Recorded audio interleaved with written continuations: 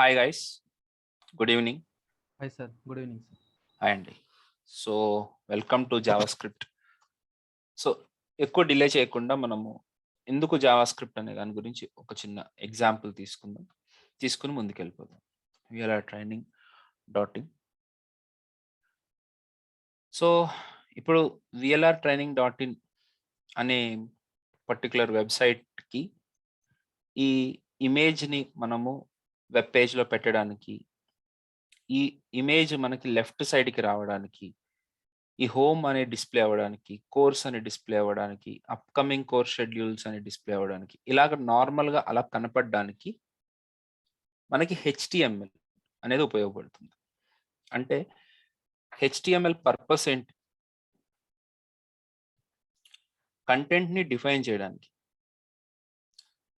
So you can treat it as defining content, first part.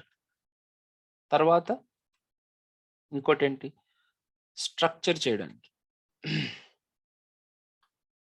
బేసిక్గా మనము HTMLని వాడతాం. Okay, అయితే కొద్దిగా స్టైలింగ్ ఉంటుంది, కానీ కంప్లీట్గా మనం స్టైలింగ్ అనేది మనం దీంట్లో యూజ్ చేయం.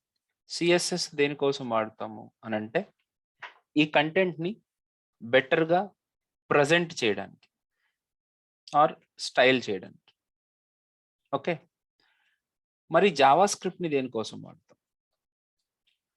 So to control HTML and CSS.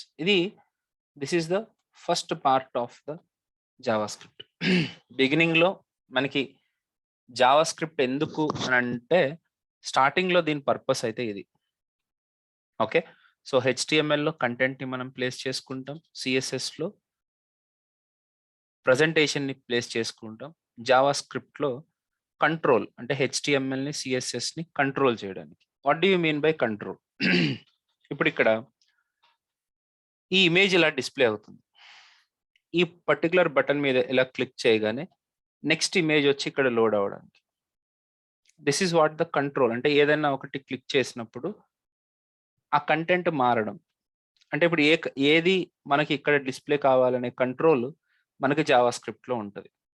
అదే నేను నా మౌస్ని పైకి మూవ్ చేశాను.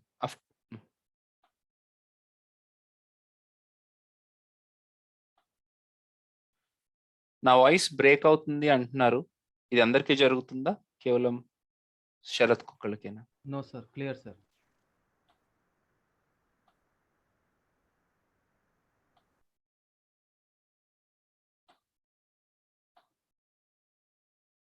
యా. సో నా మౌస్ ఇలా మూవ్ చేయగానే నాకు ఒక డ్రాప్ డౌన్ ఇక్కడ కిందకు వచ్చింది. అలా డ్రాప్ డౌన్గా కిందకు రావడానికి CSSలో కూడా చేయొచ్చు, కానీ జావా స్క్రిప్ట్లో కూడా చేసుకోవచ్చు. ఇప్పుడు మౌస్ మూవ్ చేయగానే అది హైడ్ అయిపోయింది. సపోజ్ మౌస్ ఇట్లా పైకి తీసుకెళ్తున్నప్పుడు, స్క్రోల్ చేస్తున్నప్పుడు మనకి కంటెంట్ అనేది పైకి ఇట్లా స్లోగా పైకి లేయడం, ఇట్లాంటివన్నీ జరగడానికి కారణం జావా స్క్రిప్ట్. అంటే మీరు యానిమేషన్స్ అనే ఒక వర్డ్ చెప్పేస్తే సరిపోతుంది కదా అని అనుకోకండి. This is not about animation. This is about controlling HTML and CSS. That is a point. Suppose ఇక్కడ ఒక కాంటాక్ట్ అనే పేజ్ మీద క్లిక్ చేశాను. సో నేను ఇక్కడ నా phone number, mobile number enter చేయాలి. Phone number, mobile number enter చేసినప్పుడు సపోజ్ ఈమెయిల్ ఎంటర్ చేశాను. ఇలా ఎంటర్ చేసేసి వదిలేసాను. సబ్మిట్ అని క్లిక్ చేశాను. ఇక్కడ ఏమంటుంది? Please include an @email address అని అంది. That is okay. @ అనేది కూడా ఎంటర్ చేసాము. సరే, ఇది HTML5కి సంబంధించింది. That's okay. సో కొద్దిగా తెలిసిన వాళ్ళకి డిఫరెంట్గా అనిపిస్తుంది, బట్ కొద్దిగా కామ్ డౌన్ అవ్వండి. నేను మళ్ళీ ఎక్స్ప్లెయిన్ చేస్తాను ఇవన్నీ. సబ్మిట్ అని క్లిక్ చేసినప్పుడు ఇది ఆటోమేటిక్గా సబ్మిట్ అయిపోతుంది. But that is very bad. ఎందుకు బ్యాడ్ అని అంటే ఇక్కడ మొబైల్ నెంబర్ని మనము ప్రాపర్గా వ్యాలిడేట్ చేయలేదు. సో మొబైల్ నెంబర్ సిరీసెస్ ఏవైనా సరే ఒక 9 సిరీస్, 8 సిరీస్, 7 సిరీస్, 6 సిరీస్ ఉన్నాయి. ఐ డోంట్ నో 5 సిరీస్ ఉందో లేదో కూడా తెలియదు. సో అలా 5 సిరీస్ ఉన్న వాటిని మనము అప్రూవ్ చేయకూడదు. ఓకే, సపోజ్ ఈమెయిల్ ఎంటర్ చేసాము, అది ఖచ్చితంగా జీమెయిల్ అయి ఉండాలనుకోండి. దానికి సంబంధించిన కోడ్ రాసుకోవాలి అని అంటే డెఫినెట్ గా మీరు ఆ రెస్పెక్టివ్ హెచ్టిఎంఎల్ ప్లేసెస్ మన జావా స్క్రిప్ట్ ని యూస్ చేసి రాయాల్సి ఉంటుంది. That is what actually called control. అంటే ఈ పర్టికులర్ ఫామ్ సబ్మిట్ అవ్వాలా వద్దా అనే పనిని కూడా మన కంట్రోల్ చేసేది ఎవరు అని అంటే జావా స్క్రిప్ట్ కంట్రోల్ చేస్తుంది. That's why we are using JavaScript. ఇది ఒక చిన్న ఎగ్జాంపుల్ మాత్రమే. సపోజ్ ఇప్పుడు ఇక్కడ నేను ఓకే, సో ఇప్పుడు ఇక్కడ control scroll, Zoom in, Zoom out చేస్తున్నాను. ఇలాగ ఒక మ్యాప్ ఇలా జూమ్ ఇన్ జూమ్ అవుట్ అవుతుంది అని అంటే ఎవరి వల్ల అవుతుంది, ఇది దేని వల్ల అవుతుంది అని అంటే అగైన్ జావా స్క్రిప్ట్. ఇక్కడ ప్లస్ అనే సింబల్ మీద క్లిక్ చేసినప్పుడు అది జూమ్ ఇన్ అవుతుంది. అలాగా ప్లస్ అనే సింబల్ మీద క్లిక్ చేసినప్పుడు ఏదైనా జరగాలంటే అలా హెచ్టిఎంఎల్ చేయలేదు, సిఎస్ఎస్ చేయలేదు. మరి అలాంటి పనులు ఎవరు చేస్తున్నారు? జావా స్క్రిప్ట్ చేస్తుంది. ఇప్పుడు కోర్సెస్కి వెళ్దాం. కోర్సెస్కి వెళ్ళి రియాక్ట్ జేఎస్లో నేనేమేమి చెప్తాను అని మీకు తెలుసుకోవాలని. సో ఒకసారి రియాక్ట్ జేఎస్ కోర్స్ కంటెంట్కి వెళ్ళి ఇక్కడ నా వీడియోస్ అన్ని ఇలా డిస్ప్లే అవుతున్నాయి. కోర్స్ కంటెంట్ అంతా ఇక్కడ ఇలాగ వస్తుంది. సో నేను ఒక కోర్స్ కంటెంట్ ఇప్పుడు ఫర్ ఎగ్జాంపుల్ నేను handling events binding and useful react packages పక్కన ఒక ప్లస్ ఉంది. ఈ ప్లస్ మీద క్లిక్ చేయగానే ఒక కంటెంట్ అనేది మనకి ఇలా డిస్ప్లే అయింది. ఆటోమేటిక్గా ప్లస్ అనేది మైనస్ అయిపోయింది. మళ్ళీ మైనస్ని క్లిక్ చేసినప్పుడు మైనస్ కాస్త ప్లస్ అయింది, కింద ఉన్న కంటెంట్ హైడ్ అయింది. ఇలాంటి వర్క్ మనకి జరగాలి అని అంటే again you need Java script. So ఈ రకంగా మనము హెచ్టిఎంఎల్ని సిఎస్ఎస్ని కంట్రోల్ చేయడానికి జావా స్క్రిప్ట్ని వాడతాము. ఇది పాయింట్ మీకు తెలియాలి. సో క్లాస్ అనేది వినడం ఒక్కటే కాకుండా ఈరోజు నేను చాలా విషయాలు చెప్తూ వచ్చాను. రేపటి నుంచి మీరు వెబ్సైట్ని చూస్తున్నప్పుడల్లా మీకు ఈ థాట్ ప్రాసెస్లోకి రావాలి. ఈ పని హెచ్టిఎంఎల్లో చేయాలా, సిఎస్ఎస్లో చేయాలా, జావా స్క్రిప్ట్లో చేయాలా అనేది మెల్లగా మీరు నేర్చుకుంటూ ఉండాలి. అంటే అబ్జర్వ్ చేయాలి, ఇది ఎలా చేసి ఉంటారు. మీకు ఏదైనా క్వశ్చన్ వచ్చినప్పుడు నన్ను అడగండి. నేను ఈ వెబ్సైట్ చూశాను, ఈ వెబ్సైట్లో ఈ పని జరుగుతుంది, ఈ పని జరుగుతుందంటే దాన్ని ఎలా చేస్తాము, ఎప్పుడు అంటే దేన్ని యూజ్ చేసి చేస్తాము, ఎలా చేస్తాము అనేది కూడా మీరు అబ్జర్వ్ చేయాలి. ఇంకా చాలా చాలా విషయాలు ఉంటాయి. ఇప్పుడు for example let us go to Gmail.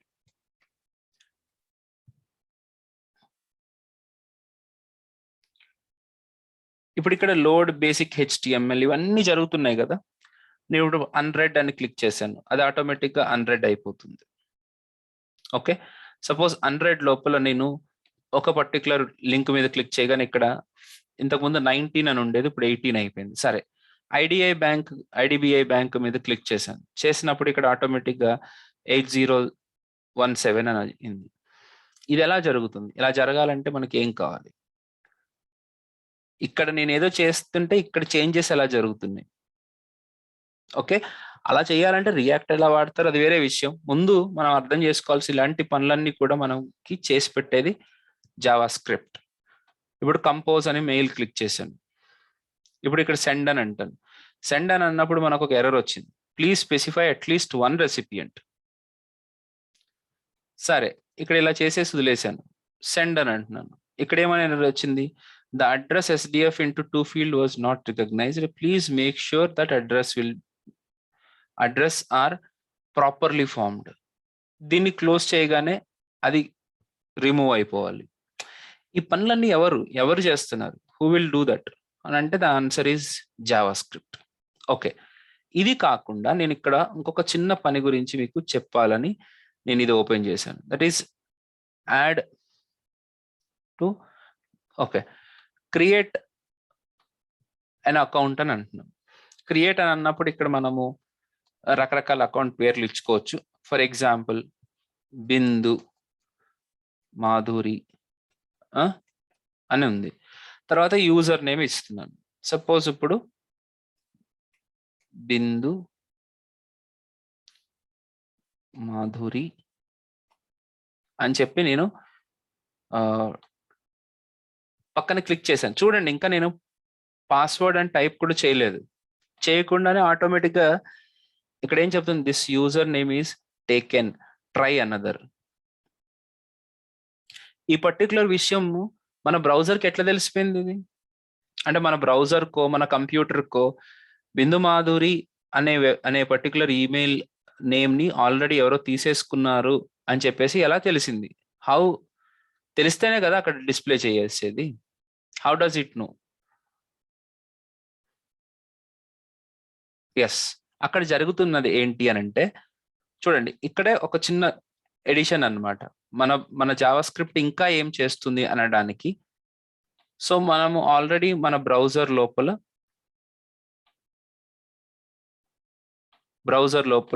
ఒక వెబ్ పేజ్ని మనం రన్ చేస్తున్నాం. ఆ వెబ్ పేజ్లో ఒక టెక్స్ట్ బాక్స్లో నేను ఒకటి ఎంటర్ చేసినప్పుడు, ఆ టెక్స్ట్ బాక్స్లో ఎంటర్ చేసినప్పుడు కాదు, ఎంటర్ చేసి నేను బయటకు వస్తున్నప్పుడు, ఇక్కడ ఏదో ఎంటర్ చేసేసి నేను బయటకు వచ్చినప్పుడు, అప్పుడు ఒక రిక్వెస్ట్ అనేది ఆటోమేటిక్గా ఇక్కడి నుంచి జనరేట్ అవుతుంది అనమాట. That request goes to Google server. ఆ రిక్వెస్ట్ వెళ్ళి రెస్పాన్స్ కూడా ఇచ్చేస్తుంది మనకి.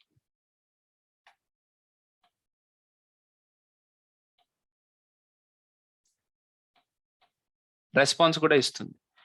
ఎస్, ఈ రెస్పాన్స్ వచ్చిన తర్వాత ఆటోమేటిక్గా మన జావా స్క్రిప్ట్ ఏం చేస్తుందంటే ఆ రెస్పాన్స్ని తీసుకుని, ఆ రెస్పాన్స్లో ఆల్రెడీ హై అన్నదనుకో, దిస్ ఈమెయిల్ ఆల్రెడీ హే అందంటే, అంటే I mean to say this is already there అని అన్నప్పుడు, ఇక్కడ కింద మన జావా స్క్రిప్ట్ ఏం చేస్తుందంటే ఒక చిన్న కంటెంట్ ని డిస్ప్లే చేస్తుంది. You can see this, the user name is taken, try another అనే కంటెంట్ ని డిస్ప్లే చేస్తుంది.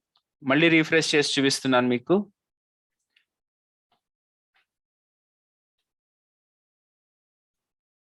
బిందు మాధు అని పెట్టాను.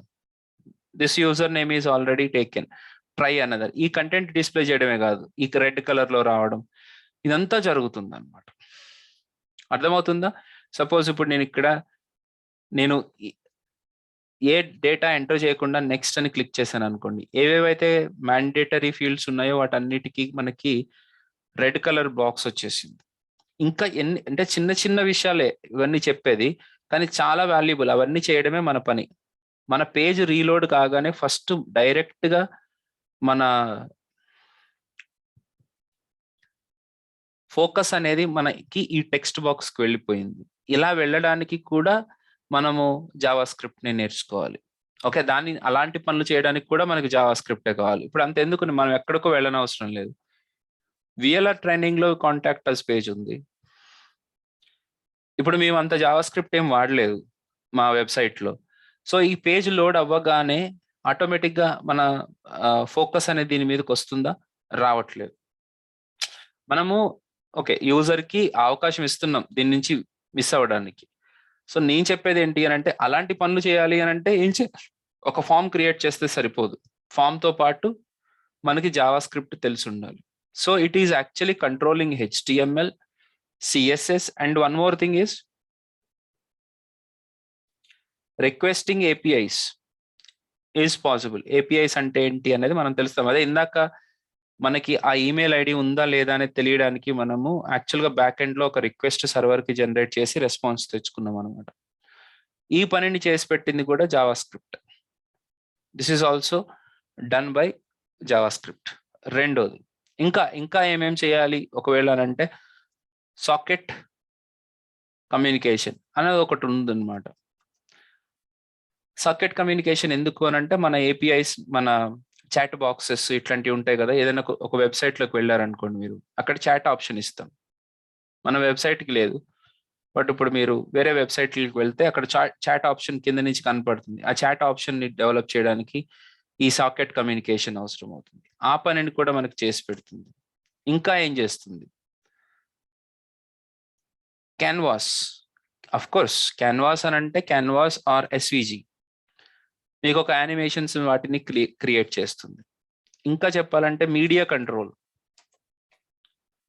మీడియా కంట్రోల్ అంటే మీరు ఒక పర్టికులర్ వెబ్ పేజ్ లోపల ఒక వీడియో ప్లే చేసుకోవచ్చు మీరు కావాలనుకుంటే, దాన్ని కంట్రోల్ చేయడం. అలాంటి కంట్రోలింగ్ ఆప్షన్స్ కూడా మనకి జావా స్క్రిప్ట్ ద్వారా చేసుకోవచ్చు. సో ఓవరాల్గా మనం ఈ రోజు నుంచి మనం ఏమేమి నేర్చుకోబోతున్నాం అంటే, అల్టిమేట్ మన గోల్ ఏంటి? HTMLని, CSSని ఎట్లా కంట్రోల్ చేస్తాం అనేదే మన పని. ఆ కంట్రోల్ చేయడం వచ్చింది ఏపీఐస్ కి రిక్వెస్ట్ పంపించడం వచ్చింది, డేటాను తెచ్చుకుని మళ్ళీ అక్కడ చూపించవచ్చు అని అన్నప్పుడు you are done with that. Okay, so ఇప్పుడు ఇంకొక పాయింట్ ఒకటి చెప్పాలి. కంట్రోల్ హెచ్టిఎంఎల్ అండ్ సిఎస్ఎస్ఏ కాకుండా generation of HTML and CSS or modification of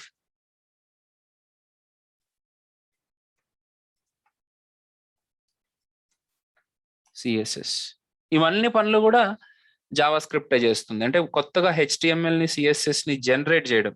generation అంటే ఏంటి? జనరేషన్ అంటే తరం కాదు.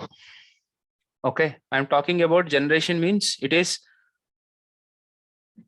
Creation of HTML and CSS.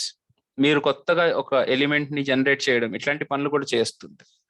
So ఎప్పుడైతే మనకి ఇవి అర్థం అవుతాయో then we can feel it like as we have done with the JavaScript. కానీ డైరెక్ట్ గా హెచ్టిఎంఎల్ ని సిఎస్ఎస్ ని కంట్రోల్ చేయడానికి మనకి కుదరదు. సో హెచ్టిఎంఎల్ సిఎస్ఎస్ ని కంట్రోల్ చేయాలి అని అంటే ముందు మనము ప్రోగ్రామింగ్ ఫండమెంటల్స్ ని మనం నేర్చుకోవాలి. సో ప్రోగ్రామింగ్ ఫండమెంటల్స్ ని నేర్చుకుని డేటాని ఎలాగ హ్యాండిల్ చేయాలి అనేది తెలుసుకుంటూ వెళ్తూ మనం ఓవరాల్ గా ఫైనల్ గా ఆ ఫ్లోలో ఈ కంట్రోల్ హెచ్టిఎంఎల్ సిఎస్ఎస్ మన తర్వాత రిక్వెస్టింగ్ ఏపీఐస్ ఇవన్నీ మనం చేయబోతున్నాం. సో ఫస్ట్ ఈ జావా స్క్రిప్ట్ ని ప్రోగ్రామింగ్ ఫౌండేషన్ నేర్చుకోవాలి మనం. So what do you mean by programming foundation? Yes, this is the most important thing. First of all a program అయినా సరే మనకి స్టేట్మెంట్స్ అని ఉంటాయి. అసలు ఈ స్టేట్మెంట్స్ దేనితోటి కన్స్ట్రక్ట్ అవుతాయి అని అంటే declarations, operators, variables, data types తోటి బేసిక్గా మనకి ఈ స్టేట్మెంట్స్ అనేవి కన్స్ట్రక్ట్ అవుతాయి. ఇన్ఫ్యాక్ట్ ఇంకా చెప్పాలంటే ఎక్స్ప్రెషన్స్, ఎస్, వీటిని మనం తెలుసుకోవాలి వాట్ ఆర్ దే అనేది. తర్వాత ఆ వీటన్నిటిని కలిపితే ఒక స్టేట్మెంట్ ప్రిపేర్ అవుతుంది. ఆ స్టేట్మెంట్లు కూడా రెండు రకాలు, conditional statements, control statements. Conditional statements అంటే ఏంటి? ఒక కండిషన్ ని బేస్ చేసుకుని మనము ఒక స్టేట్మెంట్ ని ఎగ్జిక్యూట్ చేసాము అని అంటే that is conditional statement. Like what?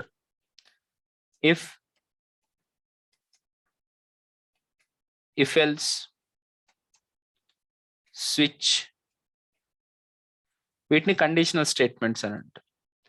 లేదు కంట్రోల్ స్టేట్మెంట్స్ అని అంటే వైల్, ఫర్, డూ వైల్ ఇవన్నీ. కాకపోతే మనం వైల్, ఫర్ లూప్ కొరకు ఆగిపోతాం. సో ఓవరాల్ గా దీస్ ఆర్ ద బేసిక్స్ అన్నమాట. Okay, so first of all I have to tell you this. మేము ఇంజనీరింగ్ కాలేజ్లో ఉన్నప్పుడు ఒక 40 మెంబర్స్ అబ్బాయిలు ఉంటే 20 మెంబర్స్ అమ్మాయిలు ఉండేవాళ్ళు అనుకోండి. నాకు ఆ 40 మెంబర్స్ గురించి బాగా తెలుసు. వాళ్ళలో ఒక 10 మెంబర్స్ ప్రోగ్రామర్స్ ఉంటే దాంట్లో నేను ఒకడిని అనుకుందాం. మిగతా 30 మెంబర్స్ ఎక్కడ మిస్ అయ్యారు, ఎక్కడ వాళ్ళు కోడింగ్ రాయలేకపోయారు అని అంటే only one reason is while loop, for loop. వాళ్ళకి ఈ పర్టికులర్ పార్ట్ వరకు క్లారిటీ లేదు. ఇన్ఫ్యాక్ట్ వాళ్ళు క్లాసులు మిస్ అయ్యారు. మేమందరం ఏం పెద్ద తురుములం కాదు, తోపులం కాదు. మేము ఈ క్లాసులు విన్నాం అంతే, అంతకు మించి జరిగిన ఏ డిఫరెన్స్ లేదు. ఇది చదవడం, ఇది అర్థం కావడం వల్ల మాకు ఏరేస్ విషయంలో క్లారిటీ ఉంది, ఆబ్జెక్ట్స్ విషయంలో క్లారిటీ ఉంది, ఫంక్షన్స్ విషయంలో క్లారిటీ వచ్చింది. యాక్చువల్గా నేను చెప్పేది బెస్ట్గా చెప్పాలనుకునేది దీని గురించే. మిగతావన్నీ concepts. Okay, arrays, objects, functions. So ఇవి కూడా మీకు బాగా అర్థమైతే అప్పుడు బిల్ట్ ఇన్ ఆబ్జెక్ట్స్ ఉంటాయి.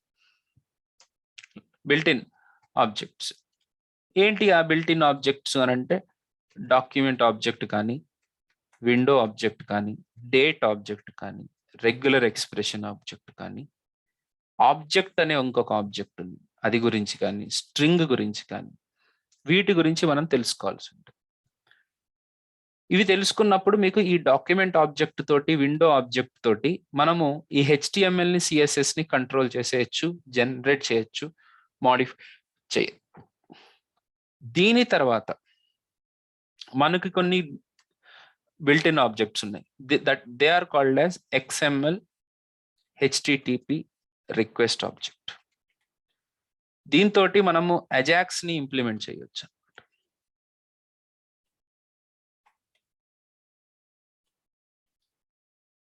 Requesting APIs. ఓకే, తర్వాత మనకి కొత్తగా ఇంకొక API వచ్చింది, అంటే ఫెచ్ అని ఇంకొక ఫంక్షన్ వచ్చింది. దాంతో ఎలా చేయొచ్చు అనేది మీకు చూపిస్తాను.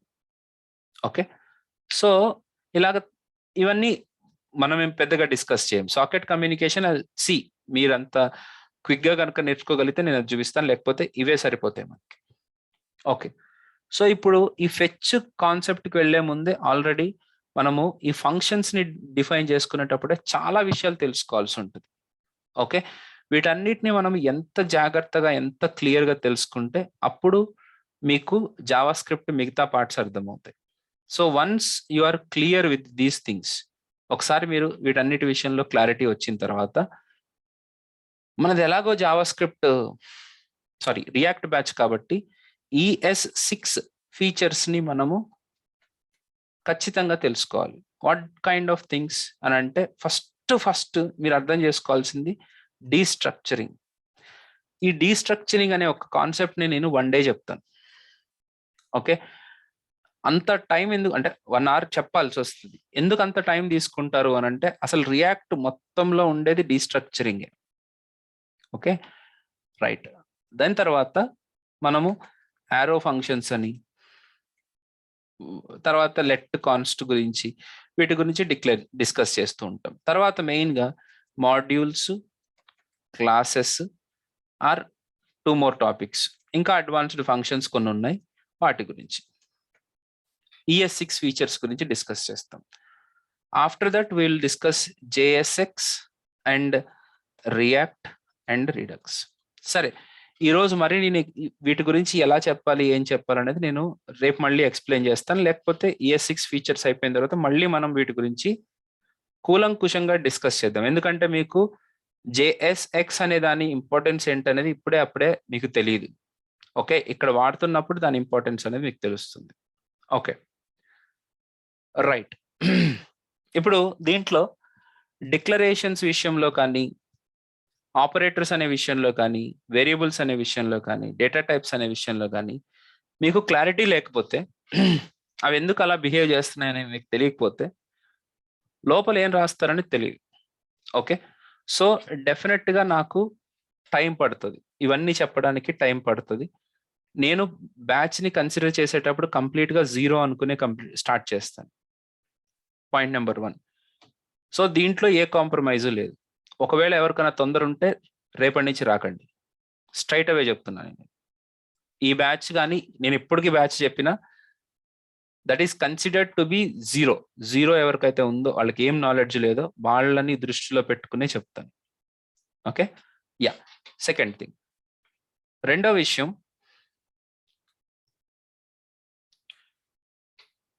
ఇంత డీప్గా చదువుకోవాల్సిన అవసరం ఏముంటుంది అని అంటే, మీరు ఏదైనా ఒక టెక్స్ట్ బుక్ చదవాలన్నా, లేకపోతే ఒక బ్లాగ్ చదవాలన్నా, మీకు వీటి మీద క్లారిటీ లేకపోతే అక్కడ మీకు యాక్సెప్టెన్స్ రాదు. అది చాలా కష్టం.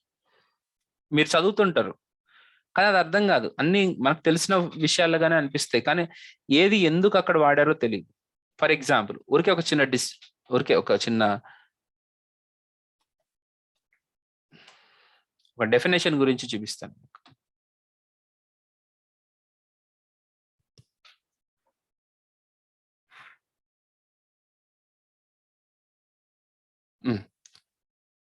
సో ఇక్కడ JSX, introduction to JSX, it is called JSX and it's a syntax extension for JavaScript. We recommend so and so, something like that. 1 second. Why JSX? React embraces in the fact that rendering logic is inherently coupled with other logic, how events are handled, so and so. Wait a minute. Okay, Basically, React does not require JSX, but most people find it helpful as visual aid when working with the UI side inside the JavaScript code. It also allows React to show more useful errors and warning messages. What that out of the way? Let's start it. Embedding expressions in JSX. So అసలు basic గా embedding expressions అంటే ఏంటో తెలియదు మనకి. Expression అంటే ఏంటో తెలియదు. So expressions ఏమేమి వాటిని ఎక్స్ప్రెషన్స్ అంటే ఇప్పుడు జేఎస్ఎక్స్ సింటాక్స్ అంటే ఇదండి. ఓకే, దీంట్లో మనము ఎక్స్ప్రెషన్స్ ని ఎంబెడ్ చేసుకోవచ్చు, ఇలా చేసుకోవచ్చు. ఓపెన్ బ్రాకెట్ కి క్లోజ్ బ్రాకెట్ కి మధ్యలో ఒక ఎక్స్ప్రెషన్ పెట్టాలి. సో వాట్ దీని అంటే ఏం పెట్టాలి అని అంటే అక్కడ అందరూ ఇబ్బంది పడతారు. అసలు ఏమేమి రకాల ఎక్స్ప్రెషన్స్ ఉన్నాయి? Normal expressions, conditional expressions, function calls, అరే నోటేషన్స్, ఇట్లాంటి 100 రకాల ఎక్స్ప్రెషన్స్ ఉన్నాయి. వేటిని ఎక్స్ప్రెషన్స్ అంటారు అనేది ఫస్ట్ మీరు ఐడెంటిఫై చేసుకోలేకపోతే మిగతాది వర్క్ అవ్వదు. సో కాబట్టి ఎక్స్ప్రెషన్స్ అంటే ఏంటో అనేది ఇక్కడికి వచ్చిన తర్వాత చదువుకోవడం కాదు, స్టార్టింగ్ నుంచి అన్ని రకాల ఎక్స్ప్రెషన్స్ గురించి మనకి ఐడియా ఉండాలి. రెండోది, ఈరోజు నేను ఒక కోడ్ రాశాను, తెలిసిన వాళ్ళకి బాగా అర్థమవుతుంది.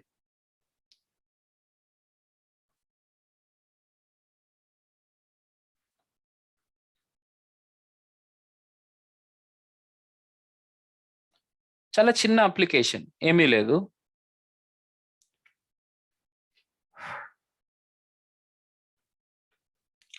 మనకి ఇక్కడ ప్రోడక్ట్స్ డిస్ప్లే అవుతున్నాయి. మనం ప్రోడక్ట్స్ ని క్లిక్ చేసినప్పుడు ఎన్ని ప్రోడక్ట్స్ ని యాడ్ చేశాను అనే కార్ట్ ఐటమ్స్ లో ఇక్కడ డిస్ప్లే అవ్వాలి. టోటల్ కార్ట్ కి సంబంధించిన వాల్యూ అంతా ఇక్కడ డిస్ప్లే అవ్వాలి. అంతే నేను అడిగింది. టోటల్ కార్ట్ ఎన్ని అనేది తెలియడానికి కొద్దిగా టైం పట్టింది అని అంటున్నారు. నాకు ఇప్పటికి కూడా అర్థం కాని విషయం ఏంటంటే ఏం లేదు, దాంట్లో వీళ్ళకి లెంగ్త్ డిస్ప్లే ఒకటి చేస్తే సరిపోతుంది. ఆ లెంగ్త్ అని చూపించలేదు, అందరూ కాదు, ఒక 2-3. ఓకే, తర్వాత ఈ టోటల్ ని డిస్ప్లే చేయడానికి నేను ఒక ఫర్ లూప్ రన్ చేస్తే సరిపోతుంది ఒక అరేలో నుంచి. వాళ్ళు ప్రాక్టీస్ చేయలేదు, బిస్కెట్ అయింది. రేపొద్దున నేను జాబ్ ఇప్పిస్తాను, జాబ్ ఇప్పించిన తర్వాత వాళ్ళకి అంటే ఇప్పించడం అంటే నేనేదో చేస్తుంది కదా, నా దగ్గర అవకాశం ఉన్నప్పుడు వస్తే వాళ్ళకి పంపిస్తాను. నేను పంపించినప్పుడు ఇట్లాంటివి చేయలేకపోయినారు అనుకోండి, what is the meaning of it? So ఇలాంటివి మనకు అర్థం కావాలి అని అంటే ముందు ఈ ప్లేస్ లో మీరు విపరీతంగా వర్కౌట్ చేసుకోవాలి. మీరు వైల్ ఏంటి, ఫర్ లూప్ ఏంటి అని. దానికి మీరేం చేస్తారు? ఎస్, నేనేం చేస్తానంటే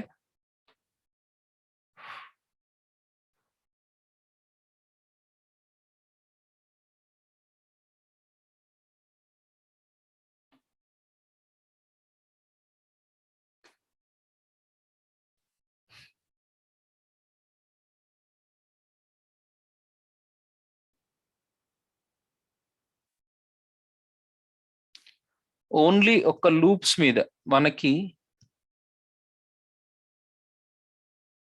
ఇన్ని ప్రోగ్రామ్స్ ఉన్నాయి, 36 ప్రోగ్రామ్స్ ఇస్తున్నాను నేను.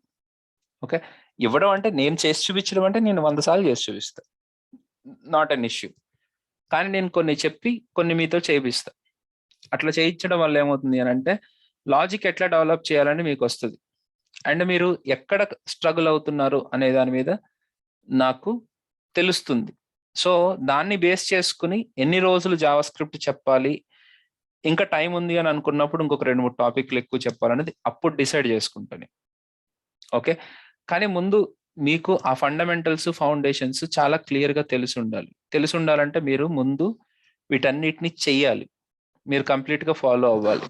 ఓకే, సో ఇలాగా మనకి చాలా అసైన్మెంట్స్ ఉన్నాయి. ఇఫ్ ఎల్స్ అసైన్మెంట్స్ అని, ఆపరేటర్స్, ఎక్స్ప్రెషన్స్ మీద కూడా అసైన్మెంట్స్ ఉన్నాయి మనకి. ఆపరేటర్స్, అసైన్మెంట్స్ మీదనే ఇవన్నీ అసైన్మెంట్స్.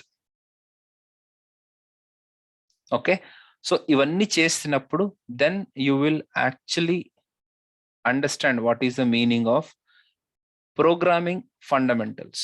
మీకు ఈ అడ్వాన్స్డ్ సబ్జెక్టులు, ఆబ్జెక్టులు, ఫంక్షన్స్ రాకపోవడం వల్ల మీకు ప్రోగ్రామింగ్ రాకపోవడం అనేది కాదు. అసలు మీ ప్రాబ్లం అంతా ఇక్కడే ఉంది. Most of you people has the problem with in that place.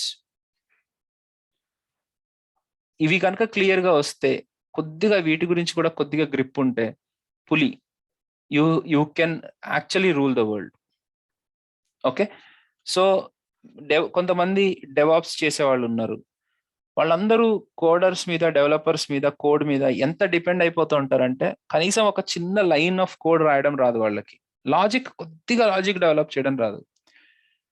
Logic develop చేయడం రాకుండా మీరు ఎప్పటికీ డెవలపర్స్ కాలేరు. ఒక్కసారి మీరు లాజిక్ డెవలప్మెంట్ చేయడం అనేది మీకు అలవాటు చేసుకోగలిగితే you will be the star, I bet it. Okay, so దీని గురించి నేను ఎక్కువగా కష్టపడతాను, ఏమేమి చేయాలి దీంట్లో మధ్యలో ఏంటి అనేది. Okay, so let us jump in to the Java script. Okay, కాకపోతే మీకు 2 చెప్తున్నాను. మీరు నా రెగ్యులర్ ఫ్లోని మీరు ఎలాగో అయితే అటెండ్ అవుతారో అటెండ్ అవ్వండి. మీకు ఆల్రెడీ నేను చెప్పాను చాలాసార్లు,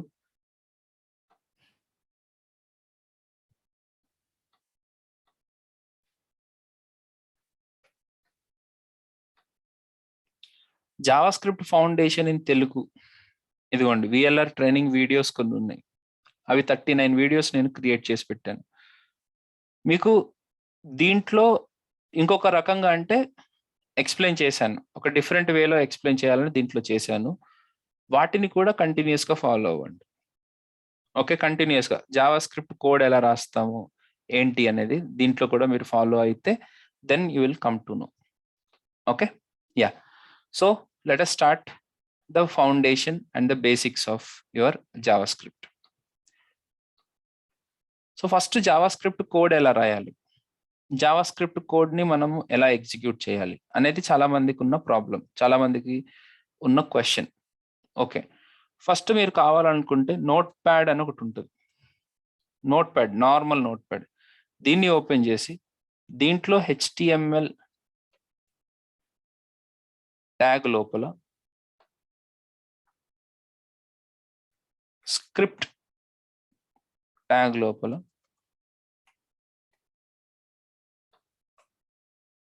మీరు ఇక్కడ ఏదైనా రాసుకోవచ్చు. ఏమని, console.log of hello అని. That's it. దీన్ని మీరు ఇలా రాసుకున్న తర్వాత script open tag close tag మధ్యలోనే రాయాలి, HTML open tag close tag మధ్యలోనే రాయాలి. సేవ్ యాజ్ అని క్లిక్ చేసేసి మీరు ఎక్కడో ఒక చోట స్టోర్ చేసుకోవాలి. ఇప్పుడు జనరల్గా నేను ఈ డ్రైవ్లో క్లాసెస్ లోపల RB11 ఫోల్డర్లో ఒక ఫోల్డర్ క్రియేట్ చేసుకుందాం, JS అని. ఈ JS ఫోల్డర్ లోపల మీరు ఇది చాలా జాగ్రత్తగా చూడండి, డబల్ కోట్స్ లోపల, ఈ 2 డబల్ కోట్స్కి మధ్యలో మీరు ఫైల్ పేరు ఇవ్వాలి. ఏమని ఇవ్వచ్చు అని అంటే abc.html, ఏదో ఒక పేరు ఇవ్వండి. సేవ్. అయితే ఒకటేసారి బిగినింగ్లోనే .js అని ఇచ్చినప్పుడు ఎలా వాడాలి, అది ఎలా వాడాలి, ఇది ఎలా వాడాలి అనేది ఇప్పుడే వర్రీ అవ్వకండి. ముందైతే ఇలాగ చేయొచ్చు. చేసేసారు, చేసేసిన తర్వాత డైరెక్ట్గా మీ ఫోల్డర్ ఓపెన్ చేసుకోండి. ఎక్కడ సేవ్ చేశానో అక్కడికి వెళ్ళండి.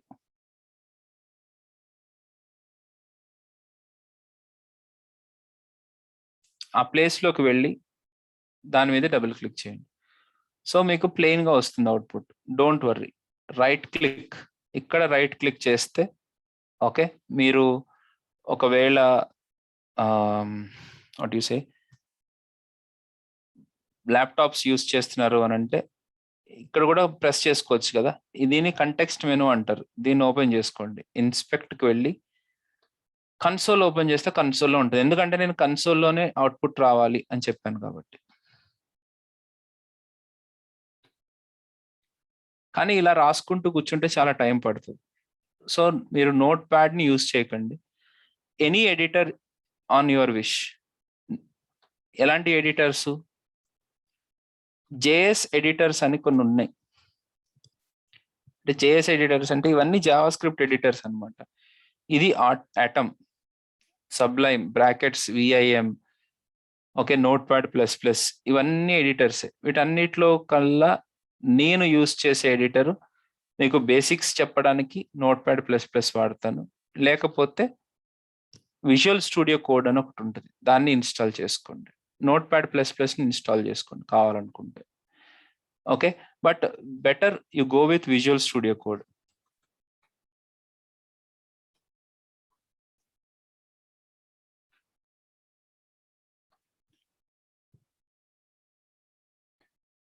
నేను ఇన్ని రోజులు ఎంకరేజ్ చేసేవాడిని కాదు, కానీ నాకు ఓపిక అయిపోయింది, అందుకనే నేను విజువల్ స్టూడియో కోడ్లోకి వెళ్తాను.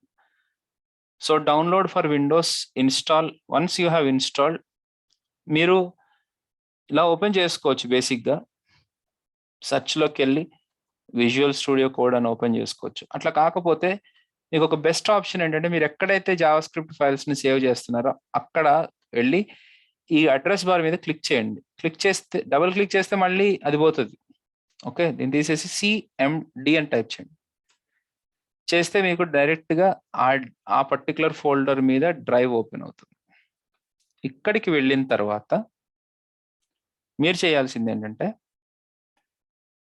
CODE code space dot and enter అని అన్నప్పుడు ఆ ఫోల్డర్ మీద మీకు మన విజువల్ స్టూడియో కోడ్ ఓపెన్ అవుతుంది. ఇదిగోండి abc.html ఇప్పటి వరకు రాసింది. ఇప్పుడు మీకు ఇంకా కొత్త ఫైల్ క్రియేట్ చేయాలనుకుంటే xyz.html. దీంట్లో ఏంటయ్యా అంటే మీకు కొన్ని స్నిపెట్స్ ఉంటాయి. HTML అని ఇలా కొట్టేస్తే మీకు HTML ఓపెన్ అయిపోతుంది. దాంట్లో స్క్రిప్ట్ అని, అంటే ట్యాబ్ ప్రెస్ చేసి SCRIP అని టైప్ చేస్తూ చేస్తూ మీరు ట్యాబ్ కొట్టగానే మీకు ఆ స్క్రిప్ట్ ట్యాగ్ ఓపెన్ అయిపోతుంది. సో ఇలాంటి ఓపెన్ ట్యాగులు, క్లోజ్ ట్యాగులు ఆటోమేటిక్గా రావడం, ఇలాంటి కొన్ని అడ్వాంటేజెస్ ఉంటాయి కాబట్టి నేను దీన్ని యూజ్ చేయమని చెప్తున్నాను. సో ఈ స్క్రిప్ట్ ట్యాగ్లో మీరు రాయాల్సింది, మీరు ఫస్ట్ టైం మీరు ఓపెన్ చేసి చూసుకోవాలనుకుంటే console.log of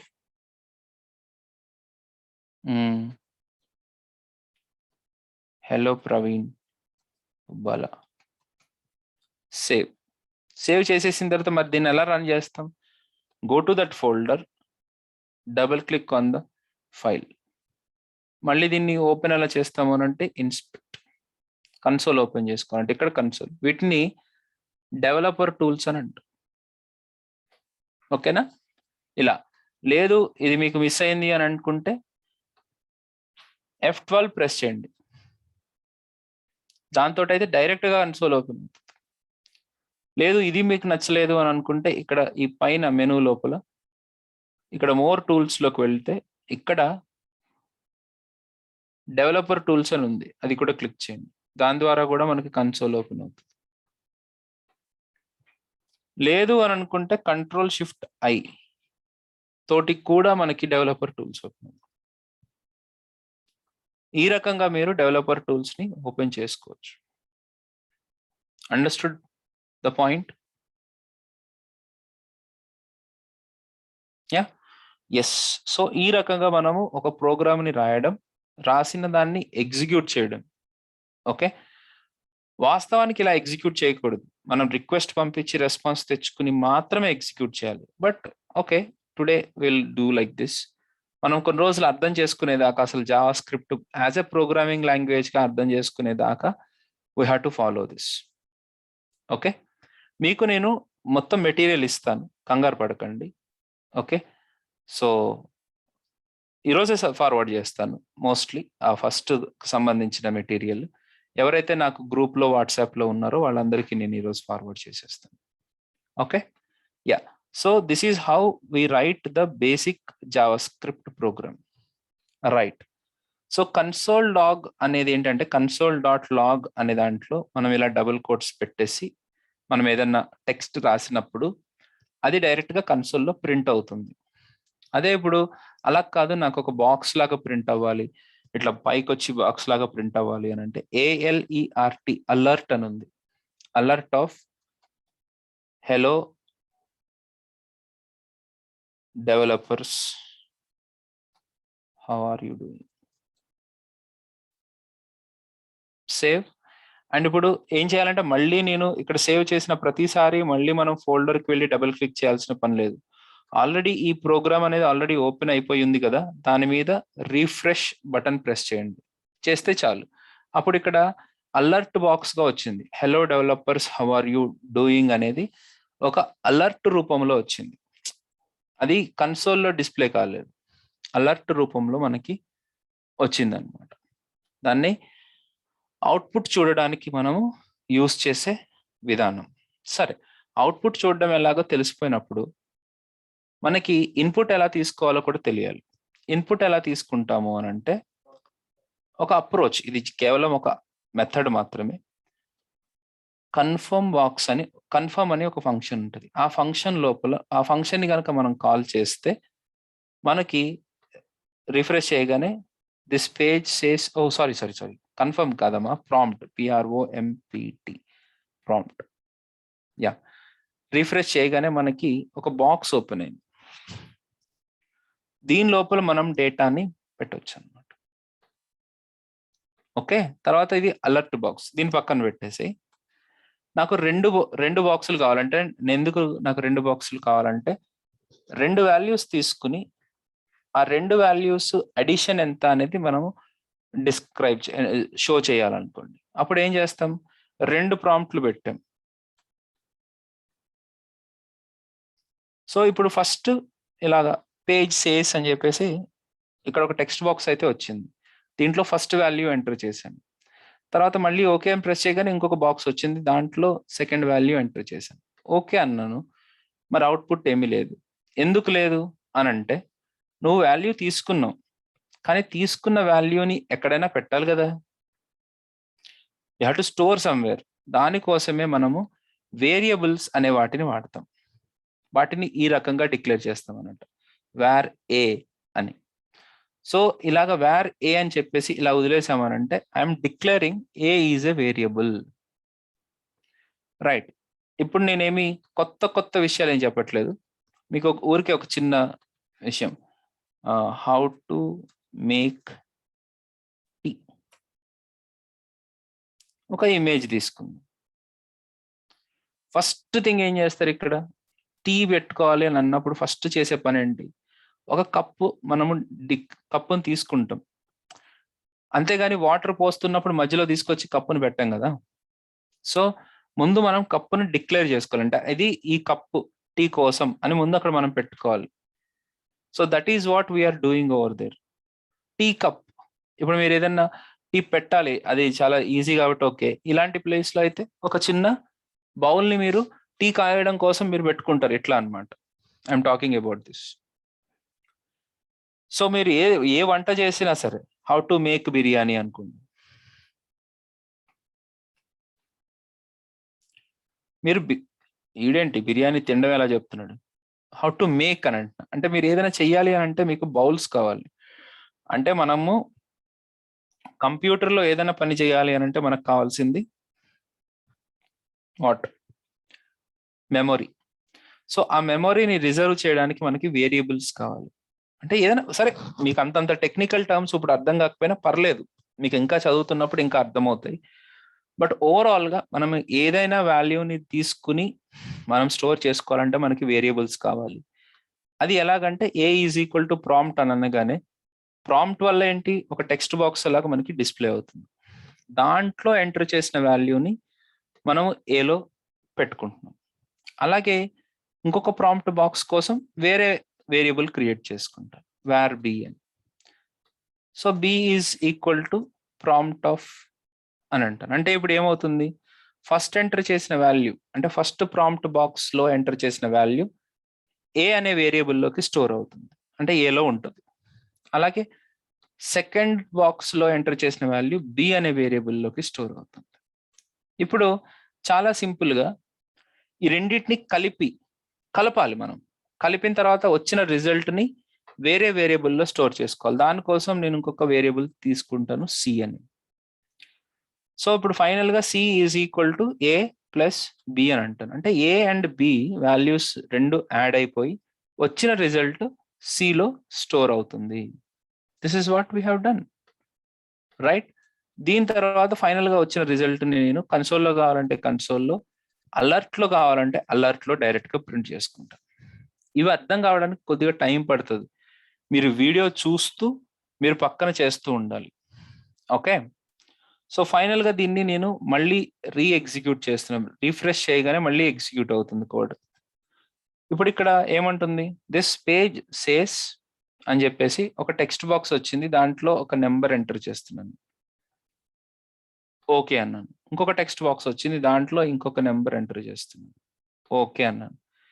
ఇప్పుడు 2 యాడ్ అయినాయి. అఫ్ కోర్స్ ఇక్కడ కంకాటినేట్ అయినాయి. దాన్ని మనం మళ్ళీ ఇంటీజర్ నెంబర్ గా మార్చుకోవాలి. సరే అది వస్తున్నాను. ముందైతే ఇక్కడ 2 యాడ్ అయ్యి కనపడుతున్నాయి. ఓకే. లేదు సార్ నాకు అవుట్పుట్ కనపడాలి అని అంటే అలర్ట్ తీసేసి console.log(c) అని పెట్టండి. అప్పుడేమవుతుంది, మనం ఎంటర్ చేసిన వాల్యూస్ 2 యాడ్ అయ్యి కన్సోల్లో డిస్ప్లే అవుతుంది. సో ఈరోజు మీరు ఏమి చేయకండి. ఎవరైతే ఫ్రెషర్స్ ఉన్నారో, కంప్లీట్గా ఫ్రెషర్స్ ఉన్నారో, వాళ్ళు ఇప్పటి వరకు నేను చెప్పిన వర్క్ చేస్తేనే చాలా ఎక్కువ. ఏమి చేయనవసరమే లేదు అసలు. ప్రశాంతంగా ఎంటర్ ఇంతవరకు చేసేస్తే చాలు. ఓకే. సో ప్రాంప్ట్ వచ్చేటప్పుడు నాకు ఏదైనా టెక్స్ట్ ఇంకా వస్తే బాగుంటుంది. ఓన్లీ దిస్ పేజ్ సేస్ అని కాకుండా enter the first number, enter the second number అని వస్తే బాగుంటుంది. సో ప్రాంప్ట్ లోపల నేను డబల్ కోట్స్ లోపల ఎంటర్ ద ఫస్ట్ నెంబర్ అన్నాను. అప్పుడు ఏమవుతుంది, రిఫ్రెష్ చేయగానే ఇక్కడ చూడండి, ఇప్పుడు ఎంటర్ ద ఫస్ట్ నెంబర్ అని ఆ టెక్స్ట్ బుక్స్ పైన డిస్ప్లే అయింది. దాంట్లో నేను ఎంటర్ చేశాను. ఓకే. సెకండ్ టెక్స్ట్ బాక్స్ అప్పుడు కూడా ఏమీ లేదు అక్కడ, ఎందుకంటే మనం ఏమీ ఇవ్వలేదు కాబట్టి. దాంట్లో నేను ఏదో ఎంటర్ చేశాను. ఓకే అని అన్నప్పుడు 2. అలాగే సెకండ్ టెక్స్ట్ బాక్స్ లో కూడా ఎంటర్ అనదర్ నంబర్ అని పెట్టండి. ఇప్పుడు చూద్దాం ఒకసారి. 1 2 3 అండ్ ఎంటర్. 4 5 6 ఎంటర్. ఓకే చేస్తే అవుట్పుట్లో ఏమొచ్చింది, 1 2 3 4 5 6 అనే అవుట్పుట్ వచ్చింది. ఈ రకంగా మనము వాల్యూస్ని తెచ్చుకోవచ్చు. ఓకే. సరే, ఎలాగో ఇక్కడ వరకు వచ్చాం కాబట్టి నేను ఒక్క పాయింట్ ఇంకొకటి చెప్పేస్తాను మీకు. ఈ 2 నెంబర్స్ని మనము పార్షియల్గా ఇంటీజర్లోకి మార్చాలి. మనం దాన్నే పార్సింగ్ అంటాం. పార్స్ ఇంట్ అనే ఫంక్షన్ లోపల మనం ఏలో ఉన్న వాల్యూని పాస్ చేస్తే ఇది ఏం చేస్తుందంటే దాన్ని ఇంటీజర్గా కన్వర్ట్ చేస్తుంది. మనం ఎంటర్ చేసిన దాంట్లో ఉన్న వాల్యూని ఇంటీజర్గా కన్వర్ట్ చేస్తుంది. ఇక్కడ ఈ బిని కూడా మీరు పార్స్ చేయాల్సి వస్తుంది. పార్స్ ఇంట్ ఆఫ్ బి అని. ఇలా చేయడం ద్వారా ఏలో ఉన్న వాల్యూ ఇంటీజర్గా మారుతుంది, అదే రకంగా బిలో ఉన్న వాల్యూ ఇంటీజర్గా మారుతుంది. ఇవి 2 ఇంటీజర్గా మారి ఆ ఇంటీజర్స్ 2 యాడ్ అవుతాయి. ఓకే. సేవ్. ఇప్పుడు చూడండి, ఇప్పుడు నేను 1 2 3 ఎంటర్, 4 5 6 ఎంటర్ అని అంటే నాకు అవుట్పుట్ ఇప్పుడు 5 7 9 అని వచ్చింది. అంతేగాని 1 2 3 4 5 6 అని రాలే. అంటే ఇవి 2 ఇంటీజర్స్గా మారి వాటిలో ఉన్న వాల్యూస్ అనేవి అక్కడ డిస్ప్లే అయింది. ఈ పార్సింట్ ఏం చేస్తుంది, పార్స్ ఇలాంటివి ఎలా ఉంటాయి, ఎన్ని ఉంటాయి అనేది మనకి ఓవర్ ద పీరియడ్ అనేది తెలుస్తూ ఉంటుంది. ఓకే. వరీ అవ్వకండి. ఎందుకో అలా చెప్తున్నాను అని అంటే, మీకు ఇప్పుడు ప్రస్తుతానికి ఉన్న వర్రీ చాలా మంది హౌస్ వైఫ్స్ కూడా ఫేస్ చేశారు. కానీ ఇప్పుడు వాళ్ళు రియాక్ట్లో రిడక్స్ లెవెల్ అప్లికేషన్స్ చేస్తున్నారు. మీరు కావాలనుకుంటే మార్నింగ్ 7 to 8 బ్యాచ్లో, 8 to 9 బ్యాచ్లో మీరు వచ్చి నిజంగానే ఇలా జరుగుతుందా అని అడగండి. I will make you to contact with. Just me practice మీద డిపెండ్ అయి ఉంటుంది అనమాట. సో ఈరోజు చెప్పిన క్లాసు అర్థం కాని వాళ్ళు ఎవరైనా ఉన్నారా? ఏమైనా ఉంటే నాకు ఓపెన్గా చెప్పండి. నేనేం రికార్డ్ చేయట్లేదు, చేయమంటే చేస్తాను. ఈరోజు చెప్పిన క్లాస్ అర్థం కాకపోతే నాకు ఫోన్ చేయండి. దాన్ని బట్టి నేను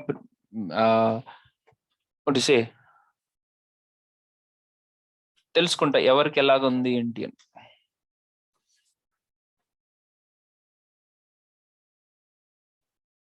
sir, c equal to a plus b పెట్టడంలో ఇంకా లేకపోతే సి ఈక్వల్ టు పార్సింట్ పెట్టారు కదా, సో అది మీరేమన్నారంటే ఇప్పుడు అది ఇంటీజర్ గా కన్వర్ట్ చేసుకుంటది అన్నారు కదా. అవునండి. ఇప్పుడు పార్సింట్ తీసేసి రాస్తే పార్సింట్ పెట్టి రాసినా కూడా నంబర్స్ ని అది అడిషన్ చేస్తుంది కదా సార్? చెయ్యదు కదండి. ఏలో ఉన్న వాల్యూ అంటే నెంబర్స్ కాదు, యాక్చువల్గా ఏమవుతుందంటే ప్రాంప్ట్ అనే ఫంక్షన్ లోపల ఎంటర్ చేసిన వాల్యూని అది ఒక టెక్స్ట్ లాగా కన్సిడర్ చేస్తుంది. అది ఒక టెక్స్ట్ లాగా కన్సిడర్ చేస్తుంది.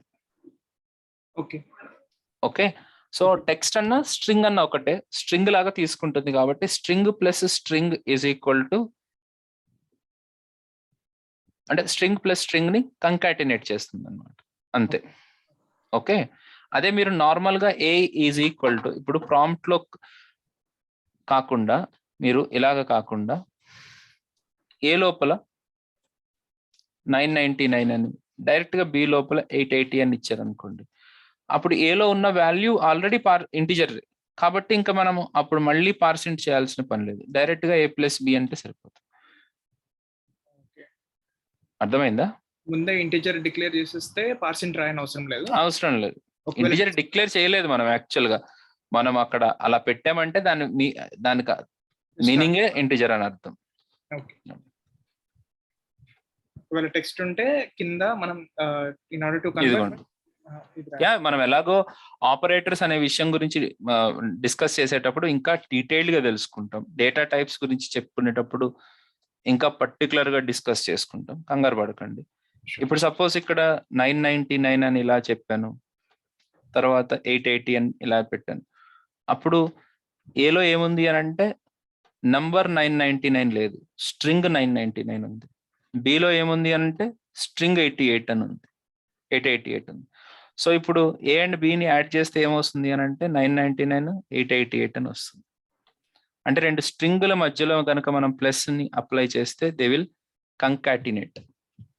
ఓకే, డేటా టైప్స్ రేపు మాట్లాడుకుంటాం, కంగారు ఏం లేదు.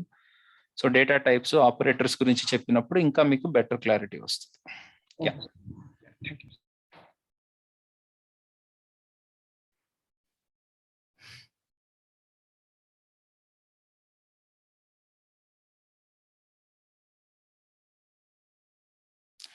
హరికృష్ణ, మీరు నాకు కాంటాక్ట్ లో ఉన్నారండి?